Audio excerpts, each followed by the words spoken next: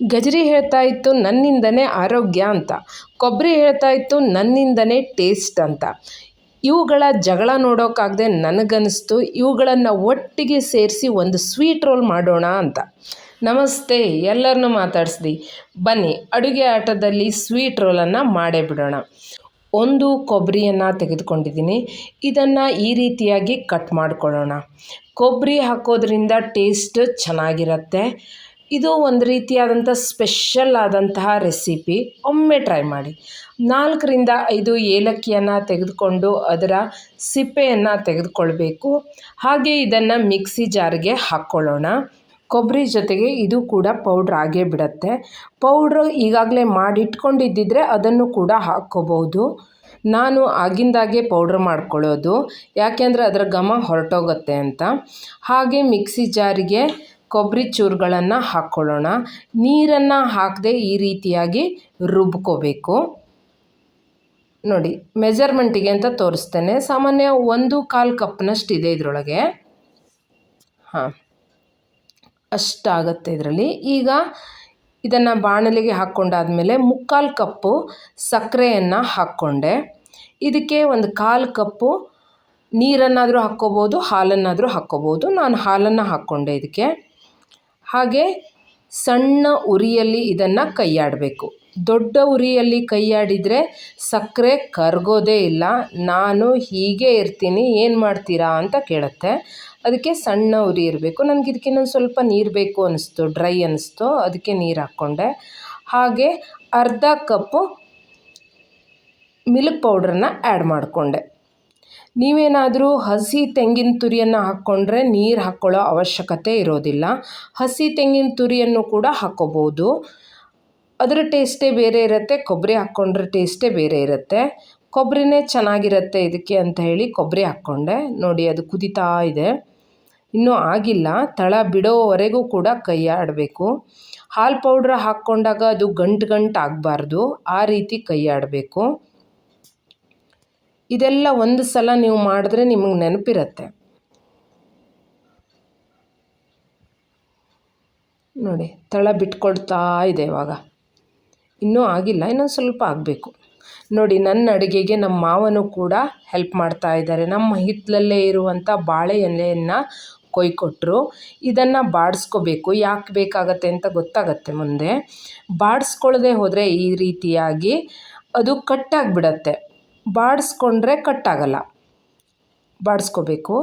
ಬಾಡಿಸ್ಕೊಂಡು ಇದಕ್ಕೆ ನಾನು ತುಪ್ಪವನ್ನು ಹಚ್ಕೋತಾ ಇದ್ದೀನಿ. ಇದು ನಮ್ಮ ಬಟರ್ ಪೇಪರು. ಈ ರೀತಿಯಾದಂಥ ಬಾಳೆ ಎಲೆ ಎಲ್ಲ ಸಿಕ್ಕಿದಾಗ ಅದನ್ನೇ ಯೂಸ್ ಮಾಡಿಕೊಂಡ್ರೆ ಹೆಲ್ತಿಗೂ ಒಳ್ಳೆಯದು. ನಾನು ಬಟರ್ ಪೇಪರನ್ನು ಯೂಸ್ ಮಾಡೋದು ತುಂಬ ಕಡಿಮೆ.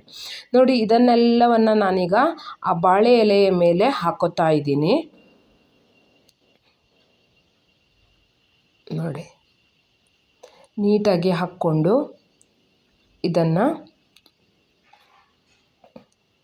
ಈ ರೀತಿ ಉದ್ದುದ್ದ ಶೇಪಲ್ಲಿ ಹಾಕ್ಕೋಬೇಕು. ನೀವು ಇದರ ಮೆಜರ್ಮೆಂಟನ್ನು ಸ್ವಲ್ಪ ಕಡಿಮೆ ತೊಗೊಂಡ್ರೂ ಓಕೆ. ಯಾಕೆ ಅಂತ ಆಮೇಲೆ ಹೇಳ್ತೀನಿ ನಿಮಗೆ. ನೋಡಿ, ಈ ರೀತಿ ರೋಲ್ ಮಾಡಿ ಒಂದು ಸೈಡಿಗೆ ಇಟ್ಕೊಳ್ಳೋಣ. ಈಗ ಗಜ್ರಿ ವೇದಿಕೆಗೆ ಬರುತ್ತೆ. 4 ಗಜ್ರಿಯನ್ನು ತೆಗೆದುಕೊಂಡಿದ್ದೀನಿ. ಇದನ್ನು ಈಗ ಕಟ್ ಮಾಡ್ಕೊಳ್ಳೋಣ. ಇದನ್ನು ಕೂಡ ರುಬ್ಕೋಬೇಕು ನಾವು. ಹಾಗೆ ಇದನ್ನು ಮೀಡಿಯಮ್ಮಾಗಿ ಈ ರೀತಿ ಕಟ್ ಮಾಡ್ಕೊಂಡ್ರೆ ಆಯಿತು. ಅಂದರೆ ರುಬ್ಲಿಕ್ಕೆ ಬರಬೇಕು, ಆ ಥರ ಪೀಸೇ ಆಗಿರಬಾರ್ದು. ಆ ರೀತಿ ಕಟ್ ಮಾಡ್ಕೊಳ್ಳಿ. ಇದೆಲ್ಲವನ್ನು ಈಗ ಮಿಕ್ಸಿ ಜಾರ್ಗೆ ಹಾಕ್ಕೊಳ್ಳೋಣ. ಎಷ್ಟು ಚೆನ್ನಾಗಿರುತ್ತೆ ನೋಡಿ. ಮಕ್ಕಳೆಲ್ಲ ತರಕಾರಿ ತಿನ್ನಲ್ಲ ಅಂತ ಹೇಳ್ತಾರಲ್ಲ, ಈ ರೀತಿದೆಲ್ಲ ಮಾಡ್ಕೋಬೇಕು. ಸ್ವಲ್ಪ ನೀರು ಹಾಕ್ಕೊಂಡು ಈ ರೀತಿ ತರಿಯಾಗಿ ರುಬ್ಕೊಂಡೆ ನಾನು. ಈಗ ಬಾಣಲೆಗೆ 1 ಚಮಚ ತುಪ್ಪವನ್ನು ಹಾಕ್ಕೊಂಡು ಈ ರುಬ್ಕೊಂಡಿರುವಂಥದ್ದನ್ನೆಲ್ಲ ಅದಕ್ಕೆ ಹಾಕ್ಕೋಬೇಕು. ತರಕಾರಿಗಳಲ್ಲಿ ಒಂದು ದಿನ ಸ್ವೀಟು, ಒಂದು ದಿನ ಖಾರ ಎಲ್ಲ ಮಾಡಿಕೊಡ್ತಾ ಇದ್ದರೆ ಮಕ್ಕಳು ಕೂಡ ತಿಂತಾರೆ. ಇದಕ್ಕೆ ನಾನು ಅರ್ಧ ಕಪ್ ಸಕ್ಕರೆಯನ್ನು ಹಾಕ್ಕೊಂಡೆ. ಸ್ವೀಟ್ ಜಾಸ್ತಿ ಬೇಕು ಅಂದರೆ ಒಂದು ಸ್ವಲ್ಪ ಹಾಕ್ಕೊಳ್ಳಿ, ಸಾಕಾಗತ್ತೆ. ಹಾಲು ಪೌಡ್ರಲ್ಲೂ ಕೂಡ ಸಕ್ಕರೆ ಇರುತ್ತಲ್ಲ, ಅದಕ್ಕೆ ನಾನು ಸ್ವಲ್ಪ ಹಾಕ್ಕೊಂಡೆ ಅಷ್ಟೇ. ಹಾಗೆ ಇದಕ್ಕೂ ಕೂಡ ಅರ್ಧ ಕಪ್ಪು ಹಾಲು ಪೌಡ್ರನ್ನು ಹಾಕ್ಕೊಂಡೆ. ಹಾಲು ಪೌಡ್ರನ್ನು ಆ್ಯಡ್ ಮಾಡೋದ್ರಿಂದ ಟೇಸ್ಟ್ ಸೂಪರಾಗಿರುತ್ತೆ. ನಾನು ಎಲ್ಲ ಬರ್ಫಿಗೂ ಕೂಡ ಸಾಮಾನ್ಯವಾಗಿ ಹಾಲು ಪೌಡ್ರನ್ನು ಹಾಕ್ತೇನೆ. ಕಲರ್ ನೋಡಿ ಎಷ್ಟು ಚೆನ್ನಾಗಿದೆ ಅಂತ. ಕಲರನ್ನು ನಾನು ಆ್ಯಡ್ ಮಾಡೇ ಇಲ್ಲ. ಗಜ್ರಿದೇ ಕಲರ್ ಇದು. ಮನೆಯಲ್ಲಿ ಮಾಡ್ಕೊಂಡು ತಿನ್ನಬೇಕಿದ್ರೆ ಆದಷ್ಟು ಕಲರನ್ನೆಲ್ಲ ನಾವು ಅವಾಯ್ಡ್ ಮಾಡಿಕೊಳ್ಳೇಬೇಕು. ಇಲ್ಲಾಂದರೆ ಹೋಟೆಲಲ್ಲೇ ತಿನ್ಬೋದಲ್ವ. ಮನೆಯಲ್ಲಿ ಮಾಡ್ಕೊಂಡು ತಿನ್ನೋದೇ ಆರೋಗ್ಯಕ್ಕೆ ಮತ್ತು ರುಚಿಗೋಸ್ಕರ. ನೋಡಿ ಈಗಿದು ಹೀಗೆ ಇರಲಿ. ಈಗ ನಾವು ಬಾದಾಮಿಯನ್ನು ಕಟ್ ಮಾಡ್ಕೊಳ್ಳೋಣ. ಈ ರೀತಿಯಾಗಿ ಒಂದು 8-10 ಬಾದಾಮಿಯನ್ನು ನಾನು ಕಟ್ ಮಾಡ್ಕೊಳ್ತಾ ಇದ್ದೇನೆ. ಹಾಗೆ ಅದೇ ರೀತಿ ಬಾಳೆಯನ್ನು ಬಾಡಿಸ್ಕೊಂಡು ಅದಕ್ಕೂ ಕೂಡ ತುಪ್ಪವನ್ನು ಸವರ್ಕೊಂಡೆ. ಈಗ ಈ ಗಜ್ರಿ ಮಿಶ್ರಣ ಇದೆಯಲ್ಲ ಅದನ್ನು ಈ ಬಾಳೆ ಮೇಲೆ ಹಾಕ್ಕೋಬೇಕು. ಕೊಬ್ಬರಿಗೆ ಯಾವ ರೀತಿ ಮಾಡ್ಕೊಂಡಿದ್ವಲ್ಲ ಅದೇ ರೀತಿ ಇದನ್ನು ಕೂಡ ಮಾಡ್ಕೋಬೇಕು. ಅದನ್ನು ರೋಲ್ ಮಾಡಿದ್ವಿ. ಈಗ ಇದನ್ನು ರೋಲ್ ಮಾಡೋದಲ್ಲ, ಲಟ್ಟಣಿಗೆಯನ್ನು ತಗೊಂಡು ತುಪ್ಪ ಸವರ್ಕೋತಾ ಇದ್ದೀನಿ. ಯಾರು ಹೆಲ್ಪಿಗೆ ಬರಲಿಲ್ವೋ ಅವರಿಗೆ ಬಾರಿಸ್ಲಿಕ್ಕೆ ಸುಮ್ಮನೆ ಹೇಳಿದೆ. ನನಗೆಲ್ಲರೂ ಕೂಡ ಹೆಲ್ಪ್ ಮಾಡಿಕೊಡ್ತಾರೆ. ನೋಡಿ ಈ ರೀತಿಯಾಗಿ ಹರಡ್ಕೊಂಡೆ ನಾನು.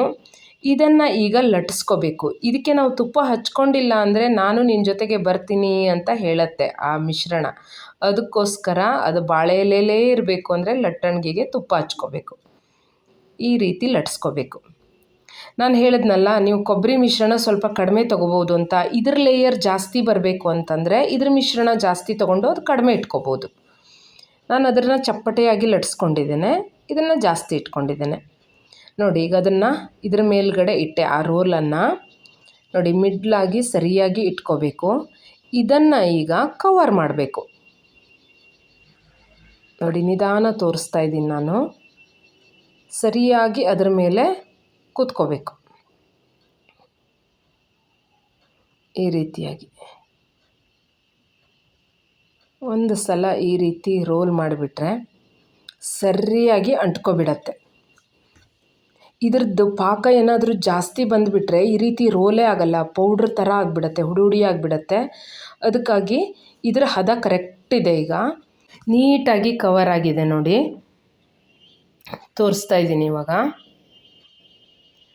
ಸ್ವಲ್ಪ ಎಲ್ಲರೂ ಬಿಟ್ಕೊಂಡಿದೆ ಅಂತಂದರೆ ನೀವು ಕೈಯಿಂದನೇ ಸರಿ ಮಾಡ್ಕೊಳ್ಳಿ. ಇದನ್ನು ನಿಧಾನ ಕಟ್ ಮಾಡ್ಕೋಬೇಕು. ಬರ್ಫಿ ಹದದಲ್ಲೇ ಇರುತ್ತೆ. 6-8 ಗಂಟೆ ಬಿಟ್ಟ ನಂತರ ಇದು ಇನ್ನೂ ಸ್ವಲ್ಪ ಗಟ್ಟಿಯಾಗತ್ತೆ. ನೋಡಿ ಬಾದಾಮಿಯಿಂದ ಅಲಂಕಾರ ಮಾಡಿದರೆ ನೀವು ಮಾಡಿದ್ದು ಅಂತ ಯಾರೂ ನಂಬಲ್ಲ. ಯಾವುದೋ ಬೇಕರಿಯಿಂದ ತಂದಿದ್ದೇನೋ ಅಂತ ಅನ್ಬೋದು. ವಿಡಿಯೋ ಇಷ್ಟ ಆದರೆ ಲೈಕ್ ಮಾಡಿ, ಸಬ್ಸ್ಕ್ರೈಬ್ ಮಾಡಿ, ಕಮೆಂಟ್ ಮಾಡಿ. ಹೀಗೆ ಸಪೋರ್ಟ್ ಮಾಡ್ತಾಯಿರಿ. ಒಳ್ಳೊಳ್ಳೆ ಅಡುಗೆಗಳನ್ನು ಅಡುಗೆ ಆಟದಲ್ಲಿ ಮಾಡಿಕೊಂಡು ತಿಂತಾ ಇರೋಣ. ನಿಮಗೆ ಯಾವುದಾದ್ರೂ ರೆಸಿಪಿ ಬೇಕು ಅಂತಂದರೆ ಹೇಳಿ, ಅದನ್ನು ಟ್ರೈ ಮಾಡ್ತೇನೆ. ಕೆಲವೊಬ್ಬರು ತಿಳಿಸಿದ್ದಾರೆ, ಖಂಡಿತ ಅದನ್ನು ಮಾಡ್ತೇನೆ. ನಾನು ಮಾಡಿ 5-6 ಗಂಟೆ ಬಿಡೋ ಅಷ್ಟೊತ್ತಲ್ಲಿ ಸಂಜೆನೇ ಆಗೋಯ್ತು. ನೋಡಿ ಈಗ ಎಷ್ಟು ಸಾಫ್ಟ್ ಆಗಿದೆ ಅಂತ ನಿಮಗೆ ಗೊತ್ತಾಗ್ತಾ ಇದೆ. ಹೀಗೆ ಅಡುಗೆ ಆಟದಲ್ಲಿ ಭೇಟಿ ಆಗ್ತಾ ಇರೋಣ. ನೆನಪಿರಲಿ, ಸಬ್ಸ್ಕ್ರೈಬ್ ಮಾಡ್ಕೊಳ್ಳಿ. ಧನ್ಯವಾದಗಳು.